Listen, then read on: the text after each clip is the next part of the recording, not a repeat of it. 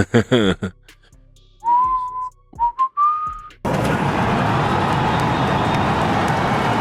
on that tunnel thing on traffic. He also tweets a lot. Elon Musk, ladies and gentlemen.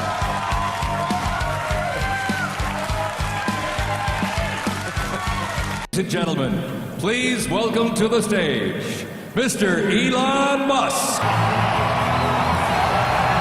Headed by a gentleman named Elon Musk, who's here someplace. I don't know where the hell he is. Come here, Elon. Did you see his rocket yesterday? It was captured. Yeah, I ask myself that frequently. Well, the flame, we didn't put a lot of time into the flamethrower. This was an off-the-cuff thing. At one point, Elon Musk stood where almost no one in modern history ever has. He wasn't just rich, he wasn't just powerful, he wasn't just influential, he was shaping the future. Electric cars, space travel, artificial intelligence, satellites in orbit, entire industries bending around his vision. To the world, Elon Musk looked untouchable, a real-life genius, rewriting the rules of what one person could build, control, and imagine. He had the money, the platforms, the audience, the myth. But here's the part most people missed. When you reach that level of dominance, there's no margin for error, no anonymity, no quiet mistakes. Every decision becomes public property. Every word becomes ammunition. And every misstep echoes louder than any success that came before it. Because when you have everything, losing even a little feels like losing it all. This isn't a story about intelligence or innovation. It's a story about pressure, about control, about what happens when vision turns into obsession and the world starts watching for cracks instead of breakthroughs. Elon Musk didn't fall overnight. He unraveled in public, long before the chaos, before the headlines, before the internet decided who Elon Musk was supposed to be. There was a very different version of success taking shape. This was the phase where everything seemed aligned. His companies weren't just surviving, they were defining the future. Electric vehicles were no longer a niche experiment. Rockets were landing themselves. Satellites were filling the sky. Investors trusted him. Engineers followed him. Governments listened. The public didn't just admire him, they believed in him. Belief is powerful, but it's also dangerous because belief turns people into symbols, and symbols are no longer allowed to be human. At his peak, Musk wasn't judged like a CEO. He was judged like an idea, a promise of progress, a stand-in for innovation itself. When something worked, it confirmed the myth. When something didn't, it threatened it. And the higher the myth rises, the harder it falls. Early on, his intensity was celebrated. Sleeping on factory floors wasn't seen as extreme. It was visionary dedication. Public risk-taking wasn't recklessness. It was courage. Speaking without filters wasn't impulsive. It was authenticity. Every flaw was reframed as genius behavior because the results kept coming. Success has a way of forgiving behavior that would destroy anyone else. But that forgiveness is conditional. It only lasts as long as the results do. As Musk's influence grew, so did the scale of his decisions. He wasn't just running companies anymore, he was shaping markets. A single tweet could move billions. A single statement could shift public trust. Power like that doesn't arrive with instructions, and it doesn't come with guardrails. That's when control started to blur into compulsion. The need to be involved in everything, the need to comment on everything, the need to respond immediately. Because when the world treats your words like weapons, silence starts feeling like surrender. And Musk didn't build his life by surrendering. The same confidence that once allowed him to challenge industries now pushed him into battles that didn't need to be fought. Online arguments replaced boardroom strategy. Personal opinions became corporate risks. And the boundary between private individual and public institution disappeared entirely. That boundary is critical. Once it's gone, there's no separation between who you are and what you represent. Criticism stops being professional. It becomes personal. Disagreement feels like betrayal. Pushback feels like an attack. And slowly, decision-making changes. You stop asking, is this the best move? You start asking, what does this prove? That shift is subtle, but destructive. At first, the public was entertained. The unpredictability felt refreshing. A billionaire who didn't sound scripted, a leader who spoke freely, someone who seemed immune to the careful polish of corporate culture. But unpredictability ages fast. What feels authentic at one stage begins to feel unstable at another. The same behavior that once made him interesting now made investors nervous, employees uncertain, partners cautious, because unpredictability isn't inspiring when too much is at stake. And at Musk's level, everything was at stake. The pressure intensified as expectations piled up. He wasn't allowed to slow down. He wasn't allowed to recalibrate quietly. Every pivot was public, every struggle dissected, every hesitation interpreted as weakness. Success stopped being momentum. It became maintenance, maintaining stock confidence, maintaining public trust, maintaining the image of control, and maintaining an image requires constant performance. The problem with performance is that it doesn't allow rest. You're always on, always responding, always defending, and the more visible you are, the more enemies visibility creates. Critics multiply, narratives harden, and eventually you're no longer steering the conversation, you're reacting to it. This is where things began slipping. And not because Musk lost intelligence or vision, but because the environment around him stopped rewarding reflection. Speed mattered more than depth. Reaction mattered more than restraint. And in that environment, impulsivity isn't corrected, it's amplified. Each controversy fed the next. Each reaction escalated the previous one, and slowly the focus shifted away from innovation toward personality, away from outcomes toward behavior, away from what he was building toward how he was acting. That's a dangerous pivot, because once the story becomes about you instead of your work, every mistake feels existential. You're no longer defending a product, you're defending your identity. And identity, when challenged publicly, rarely responds calmly. This is how everything starts unraveling, not through one catastrophic decision, but through a series of smaller ones made under pressure, scrutiny, and exhaustion. Musk still had the companies, still had the money, still had the influence. But the foundation beneath it all, the trust, the patience, the goodwill, was thinning. And when that foundation weakens, success stops protecting you. It starts exposing you. The world that once cheered innovation now waited for missteps. Headlines stopped celebrating breakthroughs and started tracking behavior.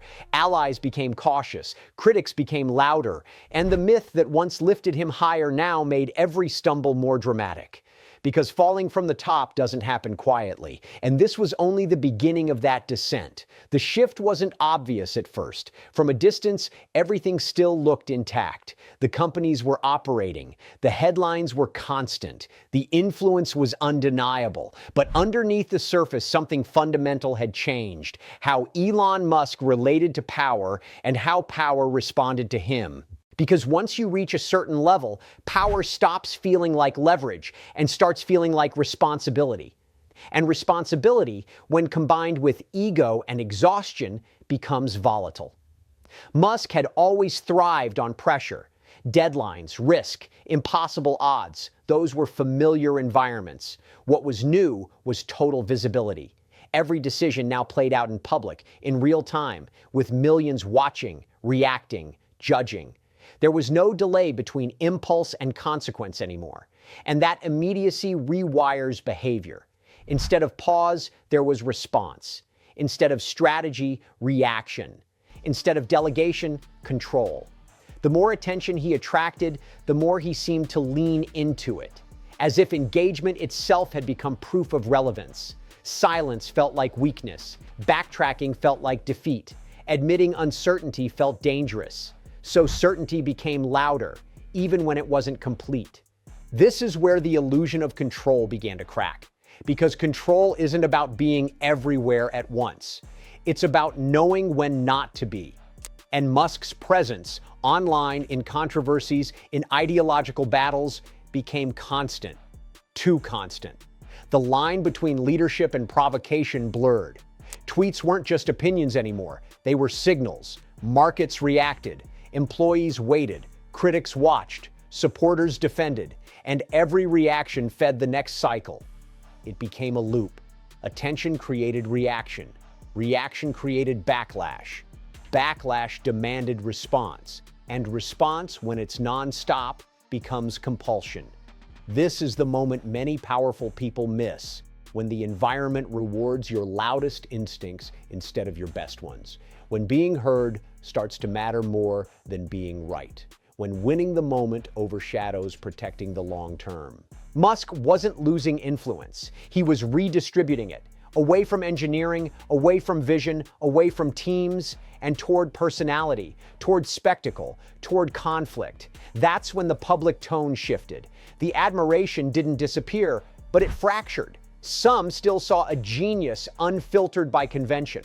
Others began seeing instability where they once saw boldness. The same traits were being interpreted in opposite ways depending on who was watching. Polarization replaced consensus. And polarization is costly. It turns leadership into a referendum. Every action becomes symbolic. Every decision is interpreted politically, culturally, emotionally.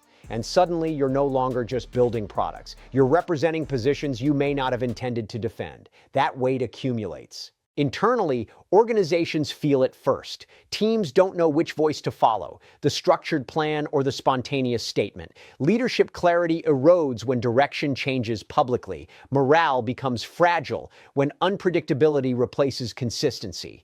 Externally, trust thins. Investors don't fear risk, they fear chaos. Partners don't avoid controversy, they avoid uncertainty. And uncertainty grows when decision-making feels impulsive rather than deliberate. This is where consequences start compounding. Not all at once. Not dramatically, but persistently. Deals become harder. Scrutiny increases.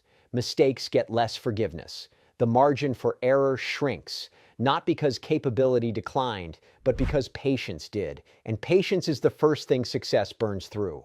Musk was still pushing forward, still expanding reach, still making moves that dominated headlines. But the context had shifted. Every action now arrived preloaded with skepticism. People weren't asking what's next. They were asking what's going to go wrong. That's a dangerous environment for anyone, especially someone wired for speed, because speed amplifies mistakes when conditions are hostile. Instead of slowing down, Musk doubled down.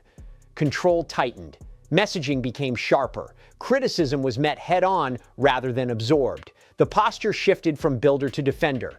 Defending yourself constantly is exhausting. It narrows perspective. It hardens tone. It limits curiosity. And over time, it isolates you, not physically, but cognitively. You start trusting fewer voices, dismissing nuance, seeing opposition where there might be concern.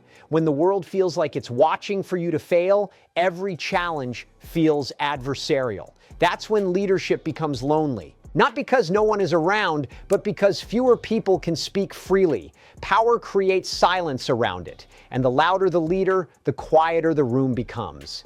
This is how decline actually begins, not with collapse, but with rigidity. The inability to pause, the refusal to recalibrate, the belief that momentum alone can carry you through turbulence.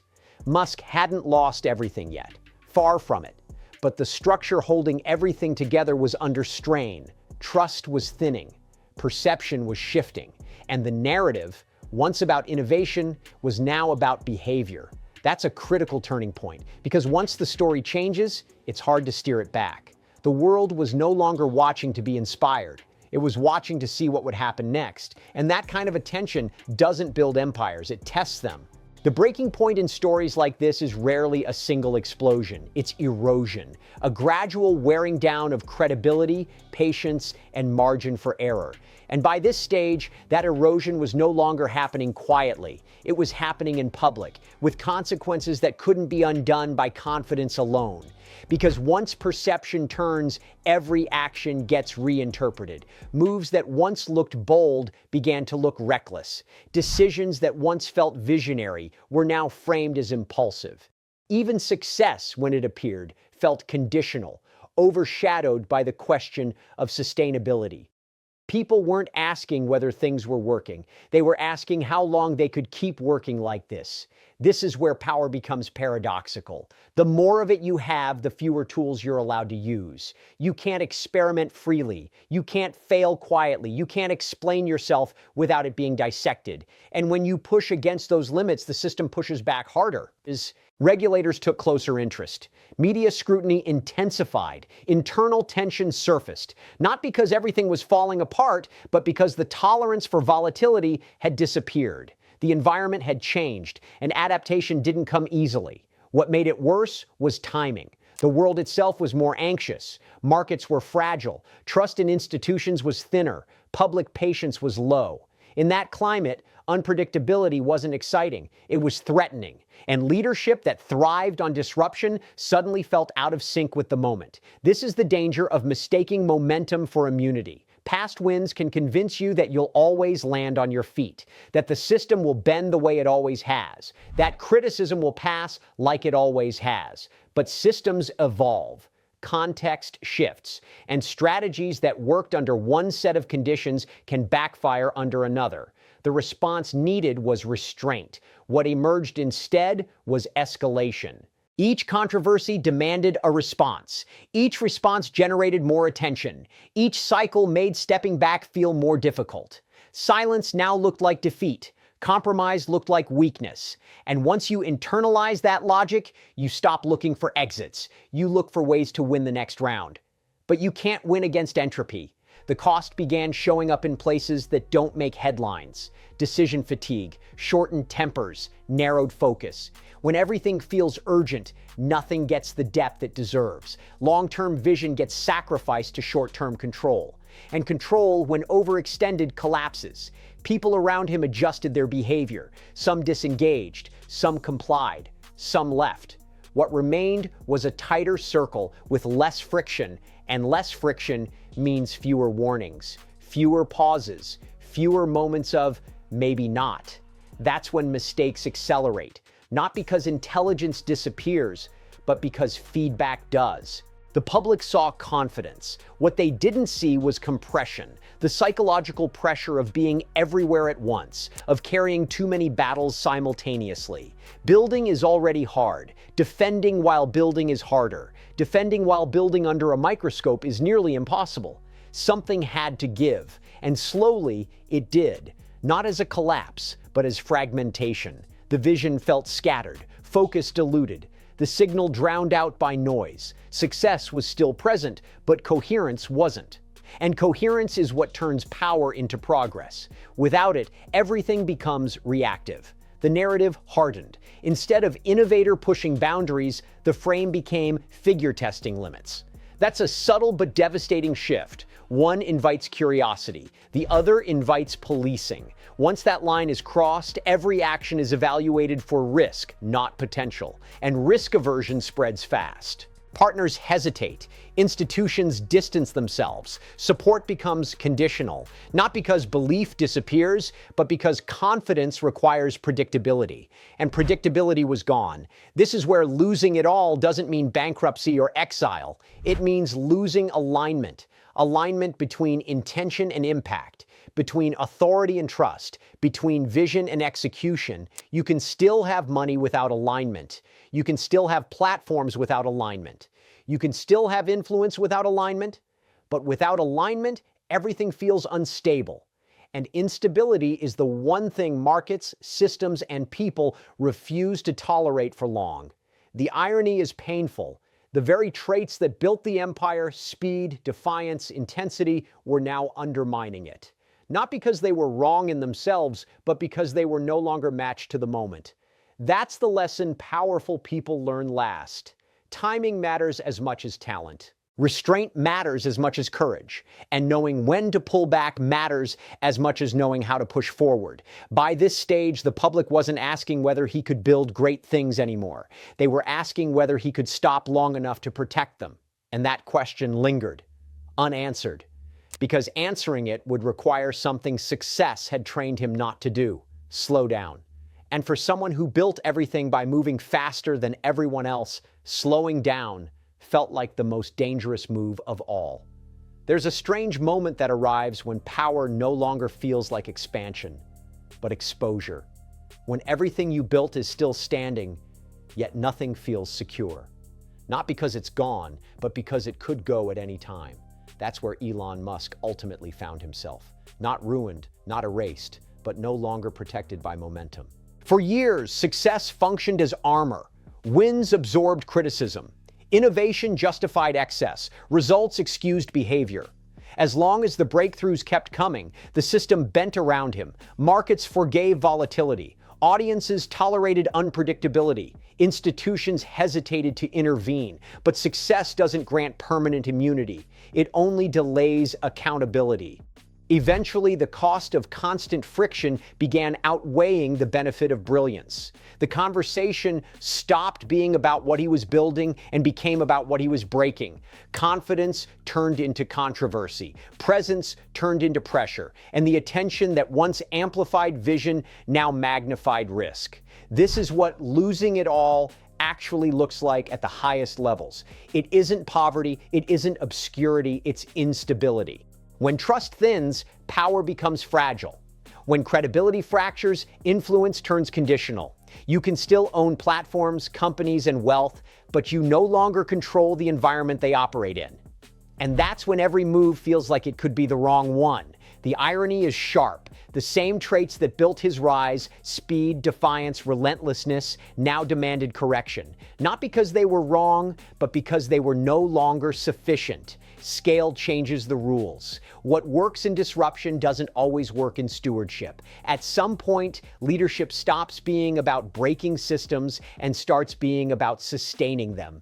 That transition is where many visionaries struggle, because sustaining requires patience, restraint, delegation, silence. And silence, for someone accustomed to shaping the narrative in real time, feels like surrender. But the world had changed.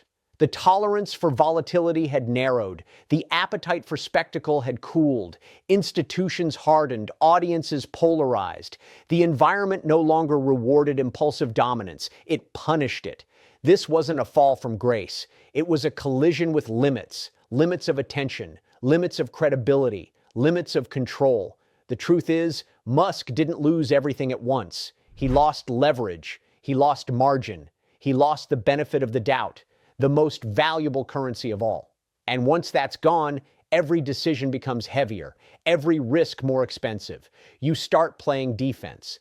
Defensive leadership is exhausting. It narrows vision. It accelerates burnout. It makes every challenge feel personal. And when leadership becomes personal, judgment suffers. That's the quiet danger of prolonged power. It convinces you that stepping back equals weakness, that changing posture equals defeat, that listening equals loss of authority.